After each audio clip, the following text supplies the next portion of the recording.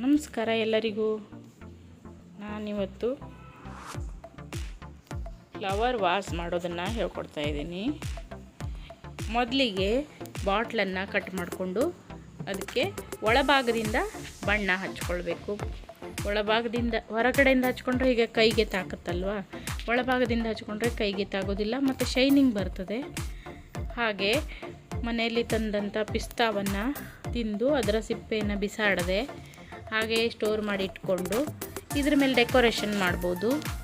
ಹೀಗೆ ಫೆವಿಕ್ರಿಲ್ ಒಂದು ಗಮ್ಮನ್ನು ತಂದುಕೊಂಡು, ಫೆವಿಕಾಲ್ ಆದರೂ ಅಡ್ಡಿಲ್ಲ, ಅದನ್ನು ಈ ಬಾಟ್ಲಿಗೆ ಹಚ್ಚಿ ಪಿಸ್ತಾ ಶೆಲ್ಲನ್ನು ಅದರ ಮೇಲೆ ಅಂಟಿಸ್ತಾ ಹೋಗೋದು ಸುತ್ತಲೂ. ನಿಮಗೆ ಬೇಕಾದ ಡಿಸೈನಲ್ಲಿ ಅಂಟಿಸ್ಬೋದು. ನಾನೀಗಿಲ್ಲಿ ಸಿಂಪಲ್ಲಾಗಿ ತೋರಿಸ್ತಾ ಇದ್ದೀನಿ. ಇದನ್ನು ನೋಡಿದರೆ ನಿಮಗೆ ಐಡಿಯಾ ಬರ್ತದಲ್ಲ, ನೀವು ಬೇರೆ ಬೇರೆ ಥರ ಮಾಡ್ಕೊಳ್ಬೋದು. ಹೀಗೆ ಉಲ್ಟಾ ಅದನ್ನು ಜೋಡಿಸ್ತಾ ಹೋಗೋದು. ಪಿಸ್ತಾ ಶೆಲ್ಲನ್ನು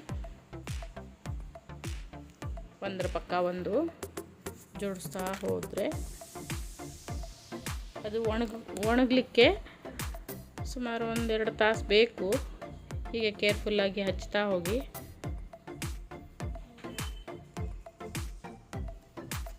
ನೋಡಿ, ಈಗ ಪೂರ್ತಿ ಹಚ್ಚಿ ಆದಮೇಲೆ ಈ ಥರ ಒಣಗಿ ಆದಮೇಲೆ ಈ ಥರ ಕಾಣುತ್ತೆ. ವಾಸ್ ರೆಡಿ ಆಯಿತು ನಮ್ಮದು. ಇದನ್ನು ನೀವು ಟೇಬಲ್ ಮೇಲೋ ಅಥವಾ ಟಿ ವಿ ಮೇಲೋ ಎಲ್ಲಿ ಬೇಕಾದರೂ ಇಡ್ಬೋದು. ಹೀಗೆ ಮನೇಲಿ ತಂದಂಥ ಫ್ಲವರ್ಸ್ ಇರ್ತದಲ್ಲ ಪ್ಲಾಸ್ಟಿಕ್ಕಿಂದು, ಅದನ್ನು ಹಾಕಿ ಹೀಗೆ ಇಡ್ಬೋದು. Thank you.